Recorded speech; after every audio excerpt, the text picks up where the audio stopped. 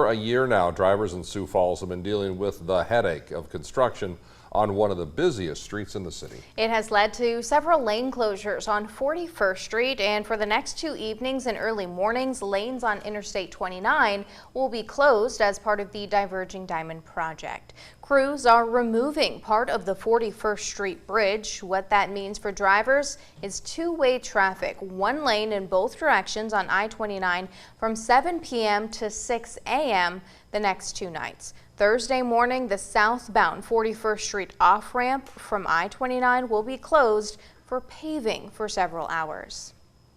Now, this is all part of the massive Diverging Diamond project that the I-29 and 41st Street interchange, which started over a year ago and is set to be complete next year. Now, while it should make traffic safer in the future, it has made for a pretty rough road in the present for some businesses in that 41st Street corridor. Just how rough depends on what kind of business.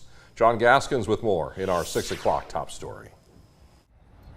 It's the noon hour in one of the busiest parts of Sioux Falls, and yet the drive-through lane of McDonald's, typically one of the busiest places for lunch, is almost empty.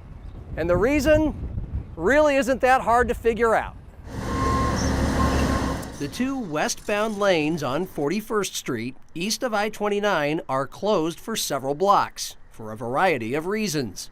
Everything from new water main, new sanitary sewer, new storm sewer, obviously the new road and curb and gutter, sidewalks, driveways.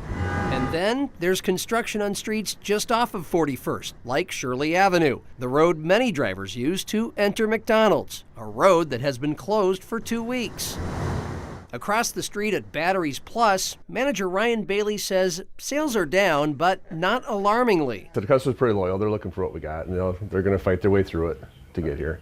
But a few blocks down, sales at the Frying Pan have plummeted 25 to 30% in the 2 months since its 41st Street entrance was blocked off. A manager there says the loyalty of its regular customers is salvaging the bottom line. The restaurants, I can see those guys because there's another restaurant the next block down the road. So if we were a restaurant, yeah, that'd be an issue. At Battery Plus, Bailey is more charged up about the future than wound down about the present. Overall, it's a headache, but it's going to be nice when it's done.